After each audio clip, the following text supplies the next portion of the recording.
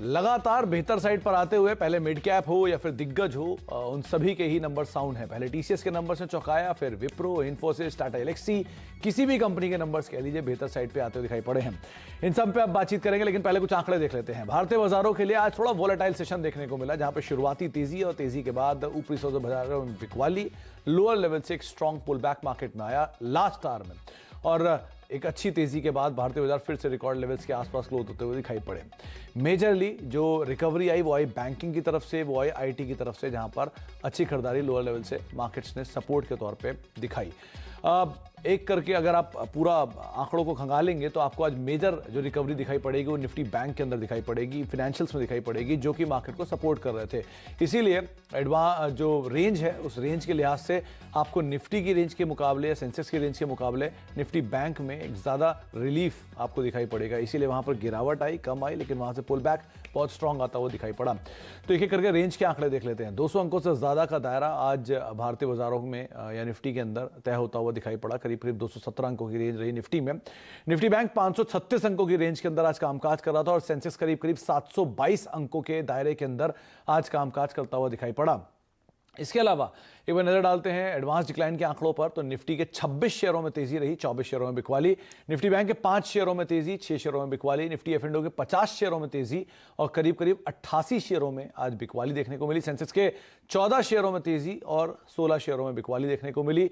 BSc के करीब 1236 ऐसे शेयर रहे जो कि तेजी में रहे, और 1828 शेयरों में आज बिकवाली देखने को मिली। एनएससी के 643 शेयरों में तेजी और रफली 1260 शेयरों में बिकवाली। तो ब्रॉडर मार्केट में आपको डिक्लाइंस के आंकड़े ज़्यादा दिखाई पड़ेंगे। ये इंडिकेट करता है कि जो मिड कैप स्मॉल कैप है वो उतना ज़्यादा तेज़ नहीं थे।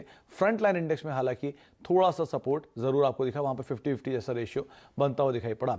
निफ्टी के पॉजिटिव कंट्रीब्यूटर्स में आईटीसी करीब 13 अंकों का योगदान दे रहा है, इन्फोसिस 13 अंकों का योगदान दे रहा है, आईसीआईसीआई बैंक 13 अंकों का योगदान दे रहा है, और एसबीआई जो कि आज एक अच्छी तेज़ी के साथ कामकाज कर रहा था, वहाँ से पॉजिटिव कंट्रीब्यूशन आया। नेगेटिव कंट्रीब्यूशन में एचडीएफसी 3% से ज़्यादा की बिकवाली, करीब 31 अंकों का नेगेटिव कंट्रीब्यूशन। आरआईएल 14 अंकों का, एचडीएफसी बैंक 10 अंकों का, और बजाज फाइनेंस करीब 8 साढ़े 8 अंकों का नेगेटिव कंट्रीब्यूशन यहाँ से आता हुआ दिखाई पड़ा। तो मेजरली मार्केट में जो सपोर्ट था वो बैंक्स में, स्पेशली पीएसयू बैंक्स और आईसीआईसीआई बैंक की तरफ से आता हुआ दिखाई पड़ा। आज के जानकार हमारे साथ मौजूद हैं, ग्लोब कैपिटल से हिमांशु मौजूद हैं, जो रोज़ बरोज़ आपको तेज़ी की बातचीत कर रहे हैं, और हमेशा उनकी कॉल सटीक पड़ रही है। बाजार में लोअर लेवल से पुल बैक आ रहा है और तेज़ी देखने को मिल भी रही है। तो हिमांशु, भारतीय बाजारों को लेकर अब आपकी रणनीति क्या है? तेज़ी का रुख है, लगातार बना हुआ है, अभी भी हम तेज़ी में रहे? Sumit ji, good evening. देखिए, ये तो साफ है कि बाजार अभी भी तेजी के ही मूड में है। थोड़ा सा स्ट्रेटजी में मुझे लगता है कि जिस तरह की स्ट्रेटजी हम 2 दिन से यहाँ पर सुझा रहे हैं, वही स्ट्रेटजी पर हम चलेंगे। बाजार में ड्यूरिंग द डे जो डिक्लाइन या डिप आएगा वहां पर खरीदारी करके चलें। और सुमित जी, एक बात जो मुझे लगता है कि शायद अब अगले 1 से 2 ट्रेडिंग सेशन में देखने को मिले, एक क्योंकि कल वीकली एक्सपायरी है, और 2 क्योंकि 14,600-650 एक अहम रेजिस्टेंस है टेक्निकली चार्ट पर, लॉन्ग टर्म चार्ट पर। मुझे लगता है कि निफ्टी एक बार वो लेवल्स टेस्ट करने के बाद यहां पर अब थोड़ा सा एक साइडवेज कंसोलिडेशन दिखा सकता है। लेकिन इस कंसोलिडेशन को भी प्ले करने का जो सबसे अच्छा तरीका है वो यही है कि जब तक हमारे जो स्टॉप लॉसेस हैं वो ट्रिगर नहीं होते, हम यहां पर खरीदारी की ही राय देंगे और खरीदारी का ही व्यू अडॉप्ट करेंगे। कल के लिए मुझे लगता है कि 14,430-440 अहम लेवल रहेगा जहां पर खरीदारी करके चला जा सकता है। 14,370 स्टॉप लॉस की तरह काम करेगा इस तेजी के ट्रेड के लिए, और मुझे लगता है कि 14,620 के आसपास अगर आपको बाजार में रैली मिलती है तो वहां पर अपना मुनाफा बांध लिया जा सकता है। निफ्टी बैंक ने, सुमित जी, जैसे कि कल हमारी एक्सपेक्टेशंस थी कि निफ्टी बैंक शायद आज के सेशन में अपना जो ऑल टाइम हाई था उसको टेस्ट करेगा और शायद उसके ऊपर क्लोजिंग देने में भी कामयाब रहेगा। तो काफी हद तक 32,500 के ऊपर की क्लोजिंग मैं समझता हूं कि काफी पॉजिटिव क्लोजिंग है। यहां पर मुझे लगता है कि जो रैली है वो भी 1 से 2 दिन और कंटिन्यू रह सकती है, और हो सकता है आने वाले दिनों में 33,000 की तरफ निफ्टी बैंक यहां पर जाता हुआ नजर आए। तो लेवल्स के पॉइंट ऑफ व्यू से मुझे लगता है कि 33,300, माफ कीजिएगा, 32,300, 32,250 इंपॉर्टेंट लेवल रहेंगे जहां पे खरीदारी करके चला जा सकता है। 32,100 का स्टॉप लॉस और 32,650, 32,800 ये 2 टारगेट्स मुझे लगता है कि निफ्टी बैंक में कल के सेशन को देखने को मिल सकते हैं। 12 यहाँ पर मुझे लगता है कि कल और परसों के सेशन में मुझे लगता है कि दोनों साइड के ट्रेड आपको देखने को मिल सकते हैं। लोअर एंड पर आप खरीदारी करके चल सकते हैं और हायर एंड पे मुझे लगता है कि एग्रेसिव ट्रेडर्स इंट्राडे में शॉर्ट अटेम्प्ट भी कर सकते हैं। जी, तो आपको रणनीति बताई गई है, करीब 32,100 ये स्टॉप लॉस रखेंगे, 32,800 निफ्टी बैंक के लिए टारगेट आपको दिया गया है और निफ्टी को लेकर भी रणनीति साफ है, वहां पर भी आप तेजी रखें। 15,600 ये एक टारगेट रहेगा, 14,370 का एक स्टॉप लॉस मेंटेन करें। लेकिन आपको ये बात भी साफ की है हिमांशु ने कि बाजार में तेजी जरूर है लेकिन कंडीशनल है, तो आप दोनों ही टारगेट्स को और स्टॉप लॉसेस को अकॉर्डिंगली फॉलो कर सकते हैं। अच्छा हिमांशु, आप बात कर रहे थे बैंक्स की, आपने बात करी एसबीआई की जो कि तेजी में भी आ चुका है। अब आप कहां पे दांव लगाएंगे तेजी या मंदी के लिए? जी सुमित जी, तो मुझे लगता है कि यहाँ पर कल मैं दोनों साइड के ट्रेड लेके जाना चाहूंगा। कल दोनों साइड के ट्रेड इनिशिएट करना चाहूंगा। रादर तेजी की तरफ मुझे लगता है कि बैंकिंग स्टॉक्स में अभी भी एक रुझान है। Private sector bank, public sector bank, दोनों में ही ग्रेजुअली जो मोमेंटम या फिर जिसको कहते हैं कि रेंज ब्रेकआउट आते हुए देखने को नजर आ रहे हैं। तो मैं यहाँ पर कल जाना चाहूंगा एक्सिस बैंक के साथ, जिसमें आज के सेशन में हमने देखा कि एक अच्छा ब्रेकआउट आता हुआ नजर आया। तो एक्सिस बैंक में मुझे लगता है कि 685 686 के आसपास की क्लोजिंग आई है। वहां पर इन्हीं लेवल्स के आसपास अगर खुलता है तो खरीदारी करके चलें। 702 705 रुपए तक के टारगेट्स एक्सिस बैंक में कल के सेशन में देखने को मिल सकते हैं और यहाँ पर 677 677 का एक स्टॉप लॉस लगाया जा सकता है। वहीं पर जो सुमित जी आज एक पॉकेट थी जहां पर वीकनेस थी, वो थी एनबीएफसी बैंक, और इस जो वीकनेस था उसको लीड कर रहे थे बजाज ट्विंस। मुझे लगता है कि बजाज फाइनेंस में जो अभी डाउन साइड है वो थोड़ी और बची हुई है और यहाँ से थोड़ी और गिरावट 1 से 2 ट्रेडिंग सेशन में एक्सटेंड हो सकती है। तो यहाँ पर 4,940 4,930 इस जोन में अगर एक रिबाउंड मिलता है तो वहां पर शॉर्ट पोजीशन बनाई जा सकती है। 4970 के स्टॉप लॉस के साथ 4850 और 4820 तक के टारगेट्स मुझे लगता है कि बजाज फाइनेंस में आपको कल के सेशन में देखने को मिल सकते हैं। जी, तो एक तेजी और एक मंदी का ट्रेड अभी चुना है हिमांशु ने। पहला नाम है एक्सिस बैंक का, जहां पर वो खरीदारी करके चलने की बातचीत करें। उनको लगता है कि यहां से शायद एक अच्छी तेजी आते हुए दिखाई पड़े। करीब करीब 702 रुपए के टारगेट्स के लिए आप खरीदारी करें, 670 का स्टॉप लॉस मेंटेन कर सकते हैं। और दूसरा नाम है बजाज फाइनेंस का, जहां पर आप बिकवाली करके चल सकते हैं। करीब 4850 रुपए के टारगेट्स के लिए आप बिकवाली करें। 4970 रुपए ये यहाँ पे एक स्टॉप लॉस रहेगा। बहुत ही क्लोज स्टॉप लॉस दिया है, 4940 के आसपास का एक आप प्रीवियस डे का क्लोज है, लेकिन आप तेजी यहाँ पे बिकवाली करके चल सकते हैं बजाज फाइनेंस के अंदर। अच्छा, आपने बैंक्स की बात की है हिमांशु, तो पहला नाम तो ऑब्वियसली बात है एसबीआई रहेगा। जोरदार तेजी एसबीआई में देखने को मिली और काफी हद तक मार्केट्स को इसने सपोर्ट भी दिया, साथ साथ आईसीआईसीआई बैंक। तो इन दोनों ने ही आज बाजार में कमान संभाली भी। इन दोनों को आप कैसे देख रहे हैं? तो सुमित जी, ये हमने अगर आप ध्यान करें तो हमने कल के सेशन में जो आज हमारी 2 रिकमेंडेशन थी तो एसबीआई में खरीदारी की राय दी थी और मुझे लगता है कि सीएनबीसी आवाज के दर्शकों को आज काफी इसमें मुनाफा हुआ होगा। मुझे लगता है कि ये जो तेजी बनी है स्टेट बैंक की और इंटायर पीएसयू बैंक्स की, मैं कहूंगा ये अभी यहाँ पर थोड़ी सी मुझे टिकाऊ दिखती है। और एसबीआई के अगर मैं टेक्निकल चार्ट्स पर लेवल्स देखता हूं तो 312 315 पहला टारगेट और थोड़ा सा अगर इसको वक्त दिया जाए तो मुझे लगता है कि 325 से 330 रुपए तक के वही टारगेट इसी एक्सपायरी में यहाँ पर आते हुए देखने को मिल सकता है। तो कल के लिए मुझे लगता है कि 302 303 के आसपास यहाँ पे खरीदारी करें। रिस्क रिवॉर्ड के पर्सपेक्टिव से 297 का एक स्टॉप लॉस लगाकर यहाँ पर 312 315 के टारगेट्स के लिए एसबीआई में बेशक यहाँ पर खरीदारी करके चला जा सकता है। दूसरा नाम सुमित जी आपने आईसीआईसीआई बैंक का लिया और मैं कहूंगा कि आईसीआईसीआई बैंक एक उन चुनिंदा बैंक्स में से है जो कि लगातार एक आउट परफॉर्मेंस दिखा रहा है और यहाँ पर लगातार हम देख रहे हैं कि हायर हाइज हायर लोज के सीक्वेंस बनते हुए नजर आए हैं। आईसीआईसीआई बैंक की आज की अगर क्लोजिंग की बात करें तो ऑलमोस्ट रिकॉर्ड हाइज के आसपास देखने को मिली है और जो टेक्निकल सेटअप है मुझे लगता है कि अगर ये 560 रुपए के ऊपर निकलता है, 560 रुपए पर एक सिग्निफिकेंट कॉल राइटिंग की यहाँ पर पोजीशन बनी हुई है सुमित जी। अभी अगर 560 रुपए के ऊपर ही चलना शुरू होता है तो मुझे लगता है कि 570 575 और 580 तक के टारगेट्स 1 से 2 ट्रेडिंग सेशन में आईसीआईसीआई बैंक में देखने को मिल सकते हैं। करंट लेवल्स पर अगर तेजी की पोजीशन है तो 549 549 रुपए के स्टॉप लॉस के साथ यहां पर तेजी की पोजीशन में बना रहा जा सकता है। जी, तो आईसीआईसीआई बैंक और एसबीआई 2 नाम हैं जिस पर अभी हम चर्चा कर रहे थे और दोनों पे ही हिमांशु को लगता है कि मोमेंटम जो है वो थोड़ा सा स्ट्रॉन्ग साइड पे ही देखने को मिल रहा है। चले 2 और इवेंट हुए मार्केट बंद होने के बाद, उसमें एक था इन्फोसिस का नंबर और दूसरा था विप्रो का नंबर। दोनों ही नंबर्स अनुमान से बेहतर हैं, अपबीट साइड पर आते हुए दिखाई पड़े हैं।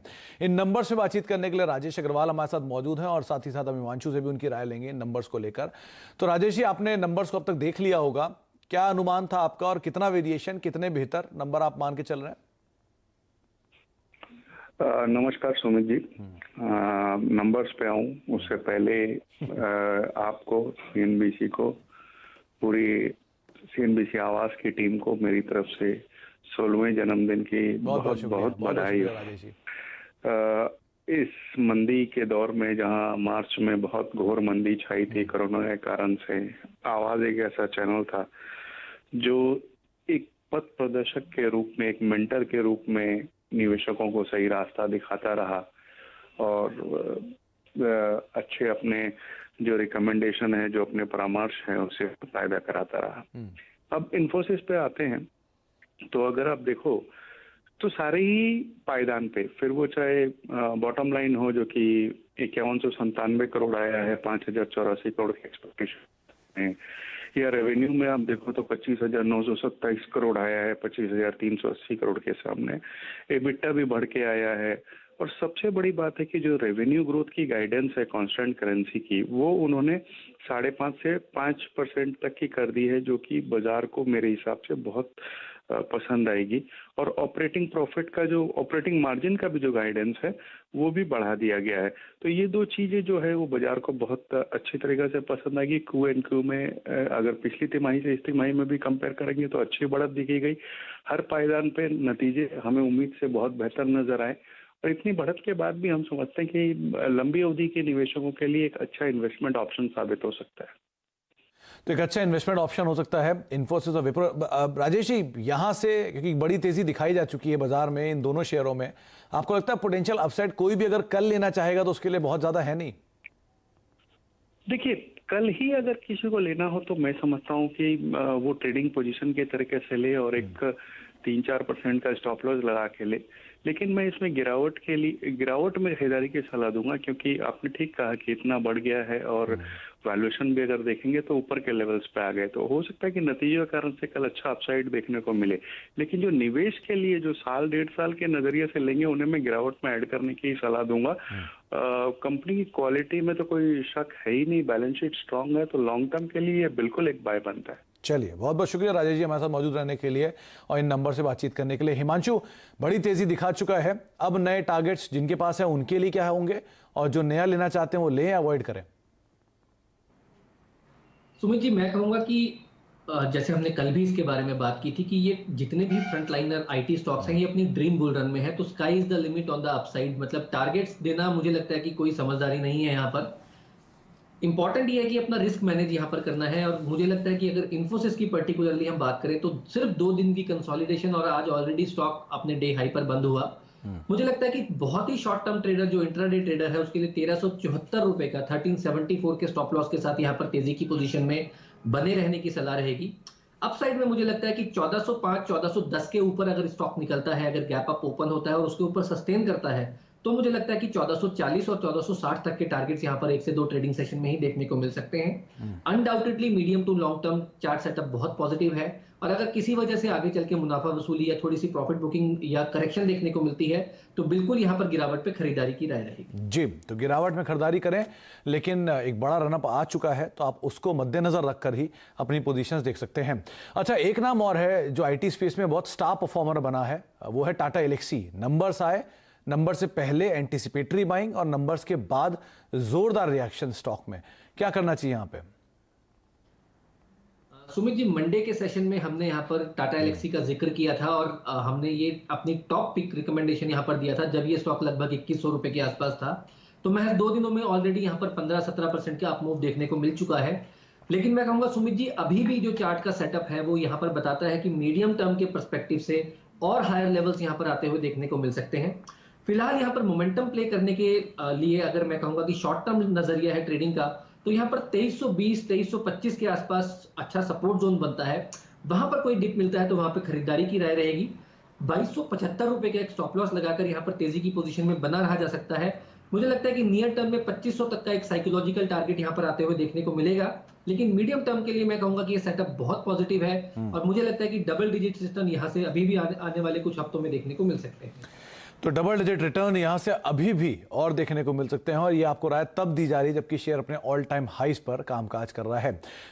एक ब्रेक का वक्त है, ब्रेक के बाद लौटते हैं। कुछ और शेयर्स भी हैं जिन पर हम चर्चा करेंगे, खासतौर से जहां पर मोमेंटम काफी स्ट्रांग है और यतिन भी हमारे साथ मौजूद है जो रोज बरोज बताते हैं कि डीलर्स रूम में किस तरह की बज़ है। एक छोटा सा ब्रेक के बाद लौटते हैं और बातचीत करते हैं। मार्केट्स टुडे हमारे साथ आज के जानकार हिमांशु मौजूद हैं और साथ ही साथ रोज की तरह यतिन भी मौजूद है जो कि आपको बताते हैं कि डीलर्स रूम में किस तरह की बज़ है, कहां पर खबरें हैं, कहां पर डीलर्स बाय या सेल साइड पर बातचीत कर रहे हैं। तो यतिन बताइए, आज आपने क्या सुना डीलर्स रूम में? देखिए, दो स्टॉक्स जो आज डीलिंग रूम रेडार पे हैं उनमें सबसे पहले है टेक महिंद्रा और आईटी शेयर्स में हमने थोड़ी बहुत मुनाफा वसूली देखी जो लाजमी है क्योंकि रनअप काफ़ी अच्छा हुआ है। तो आईटी स्टॉक्स में थोड़ी बहुत प्रॉफिट बुकिंग हमको देखने को मिल रही है। इनफैक्ट अगर आप टेक महिंद्रा की बात करें तो वायदे बाजार में आज यहाँ फ्रेश शॉर्ट पोजीशंस देखने को मिली और इसीलिए डीलिंग रूम्स यहाँ एडवाइस कर रहे हैं अपने क्लाइंट्स को कि थोड़ी बहुत ट्रेडिंग डाउनसाइड के लिए यहाँ एक ट्रेड ले सकते हैं आप।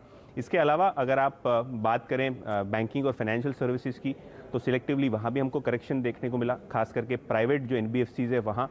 और यहाँ श्रीराम ट्रांसपोर्ट फाइनेंस में अगर आप देखें तो लगभग 6% का ओपन इंटरेस्ट का एडिशन हुआ है शॉर्ट साइड पे और डीलिंग रूम्स को लगता है कि यहाँ से भी स्टॉक में 20 से 30 रुपए की करेक्शन की संभावना है और इसीलिए दोनों ही टेक महिंद्रा और श्रीराम ट्रांसपोर्ट पे आज डीलिंग रूम शॉर्ट रिकमेंडेशन दे रहे हैं। आईटी स्पेस से टेक महिंद्रा और एनबीएफसी स्पेस से श्रीराम ट्रांसपोर्ट, दो नाम जिस पर डीलर्स रूम को लगता है कि थोड़ा सा शायद प्रेशर बनता हुआ दिखाई पड़े। आईटी में तो हमने बहुत बात की, लेकिन हिमांशु, श्रीराम ट्रांसपोर्ट को एक बार देखिए, 3-3.5% टूटा, आज 1216 के आसपास बंद हुआ है। कैसे दिख रहे हैं चार्ट्स आपको इसके? मैं कहूंगा कि काफी हद तक मैंने भी यहाँ पर अपना एक जो शॉर्ट रिकमेंडेशन है वो एनबीएफसी स्पेस से ही रखा है बजाज फाइनेंस में। मुझे लगता है कि इस पूरे ही पैक में छोटा सा एक शॉर्ट टर्म में करेक्शन मुझे नजर आता है और श्रीराम ट्रांसपोर्ट फाइनेंस का भी चार्ट थोड़ा सा नियर टर्म में एक करेक्शन की तरफ इशारा करता है। मुझे लगता है कि यहाँ पर 1 से 2 ट्रेडिंग सेशन का अगर नजरिया रखा जाए तो 1160 रुपए तक के टारगेट्स यहाँ पर आते हुए देखने को मिल सकते हैं। 1220-1225 की रेंज में यहाँ पर शॉर्ट पोजीशन इनिशिएट किए जा सकते हैं और 1245 रुपए के ऊपर का एक स्टॉप लॉस लगाया जा सकता है। तो 1245 के ऊपर का एक स्टॉप लॉस मेंटेन करें और आप बिकवाली करके चल सकते हैं श्रीराम ट्रांसपोर्ट में। हो सकता है यहाँ पर फर्दर डाउन साइड खुलता हुआ दिखाई पड़े इस हिसाब से भी। वैसे भी आपको कुछ देर पहले बजाज फाइनेंस को लेकर बिकवाली की राय ही दी है हिमांशु ने। उनको लगता है एनबीएफसी में थोड़ा प्रेशर बजाज फाइनेंस में रहेगा तो हो सकता है श्रीराम ट्रांसपोर्ट पे भी एक रब ऑफ इफेक्ट आता हुआ दिखाई पड़े। अच्छा, पीएसयू स्पेस में आज काफ़ी बज़ था। आप अगर हिमांशु देखा आपने तो हुडको जैसे शेयरों में आज एक अच्छी जोरदार तेजी देखने को मिली। बाकी पीएसयू स्पेस के जो शेयर थे वो भी काफी बज़ में थे। यहां से कोई शेयर पिक किया आपने? सुमित जी, बिल्कुल आपने हुडको का नाम लिया। हुडको ने एक अच्छा 50 रुपए का साइकोलॉजिकल टारगेट ऑलमोस्ट आज टेस्ट किया। मुझे लगता है कि इसमें 54 से 55 रुपए तक की गुंजाइश और अभी देखने को मिल सकती है, तो बिल्कुल यहाँ पर खरीदारी करके चला जा सकता है। एक और स्टॉक जो मेरे रडार पर है वो है बीएचईएल और मैं कहूंगा कि यहाँ पर एक बहुत ही स्ट्रॉन्ग फ्लैग फॉर्मेशन का यहाँ पर ब्रेकआउट मुझे लगता है कि आते हुए देखने को मिल रहा है। और आज की तेजी के बाद मुझे लगता है कि थोड़ा सा एक आध दिन की कंसोलिडेशन जरूर यहाँ पर देखने को मिल सकती है, लेकिन इवेंचुअली 45 और 48 रुपए तक के टारगेट्स मुझे लगता है कि बीएचईएल में देखने को मिल सकते हैं। तो बीएचईएल और हुडको दो नाम ऐसे हैं जिनको आप रडार पर रखें। पीएसयू स्पेस से हिमांशु को लगता है कि यहाँ पर शायद थोड़ा सा फर्दर मूव आता हुआ दिखाई पड़े। बहुत बहुत शुक्रिया हिमांशु और यतिन आप दोनों का हमारे साथ मौजूद रहने के लिए, बाजार पर अलग अलग सेगमेंट शेयरों पर बातचीत करने के लिए। लेकिन जाने से पहले जो अब तक चर्चा हुई वो आपको बताते हैं। निफ्टी बैंक को लेकर ये बात साफ है कि अभी भी आप तेजी की साइड ही रहें। हिमांशु का ऐसा मानना है। जो टारगेट्स हैं वो तेजी के हैं। 15,600 का टारगेट है निफ्टी के लिए और 32,800 निफ्टी बैंक का टारगेट है। 32,100 का एक स्टॉप लॉस यहाँ पर आप मेंटेन करके चल सकते हैं। इसके अलावा एक्सिस बैंक 702 रुपए के टारगेट्स के लिए आप खरीदारी कर सकते हैं और बजाज फाइनेंस 4850 रुपए के टारगेट्स के लिए आप बिकवाली करें। 4970 का एक स्टॉप लॉस मेंटेन कर सकते हैं। इसके अलावा आप एसबीआई पे खरीदारी करें 312 के टारगेट के लिए और आईसीआईसीआई बैंक को भी आप खरीदारी की रडार पर रख सकते हैं और 2500 के टारगेट्स यहाँ पर टाटा एलेक्सी में आ रहे हैं। 2275 का एक स्टॉप लॉस यहाँ पर भी आप मेंटेन कर सकते हैं। अब एक ब्रेक का वक्त है, लेकिन लगातार सीएनबीसी आवाज पर खबरों का सिलसिला आगे भी जारी रहेगा। फिलहाल इस कार्यक्रम में नमस्कार। फ्रेंड्स, मिलते हैं अगले वीडियो के अंदर। जब तक के लिए गुड बाय।